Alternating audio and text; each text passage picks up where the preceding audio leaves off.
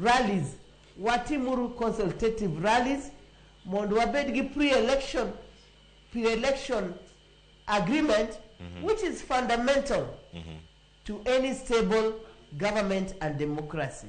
Come on. We move forward from where Raila left us. Baba owewa go buru. To buru nyoro onyowacho very well. We have no intention of kicking anyone out of the party.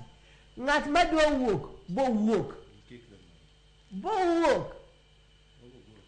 Bo wuok mos. Koro kikwamie too much airtime. Wabed gi airtime ni mar wuoyo gi jo onagi mondo waluru broad based. Wamak gi lwetwa kaka jomoko bo mako gi lwetgi. Mondo wa move forward. Wantie gi party leader maonge shida onge ng'ama na go buru. Oburu is our party leader, and I said he's a very intelligent man and he doesn't make noise. Oburu woyo mos, he's very reflective. Egini owadgi Raila Amolo Odinga entrusted him with a lot of his life and secrets. Koro abeduru joma riek nikech wuoyo mang'eny bok konyo. Erokamano daktari. Watieke gi kanyo. Kako ndiko wachono. Wabeduru a negotiation table. Kaka jonagi.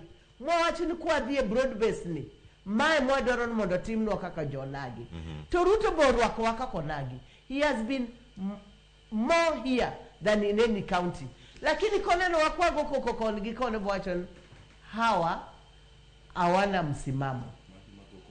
Wabed gi msimamo kaka jokosi ntie gi msimamo margi giwachon jo. Jo Central ntie gi magi. Jo Luya ntie gi margi. Let's not look at those other people. Wange marwa.